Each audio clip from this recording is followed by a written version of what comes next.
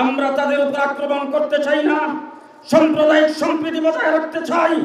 তবে যদি তাদেরকে অমুসলিম ঘোষণা করতে গরিমসি করা হয়, সেই কালিমার সংবাদ নামাইবার জন্য যা খুশি তাই করা হবে, যা খুশি তাই করা হবে। শেষ কথা বলতে চাই, 1993 সালে বাইতুল মুকাররমের খতিব ওবাইদুল হকের নেতৃত্বে মানিক এভিনিউতে 10 লক্ষ মানুষের জমায়েত হয়েছিল কাদিয়ানীদের মুসলিম ঘোষণার দাবিতে। আমার শেখ মুর্শিদ আল্লামা আহমদ শফী নিজের শেষ বয়সে সাহাবে ফরাস হয়ে কাদিয়ানীদের মুসলিম ঘোষণার দাবি করেছিলেন। আজকে মধুপুরের পীর সাহেবের নেতৃত্বে আমরা এখানে হাজির হয়েছি। মনে রাখবেন, আমাদের আজকে একটার গাড়ি 12টার গাড়ি আরো লম্বা।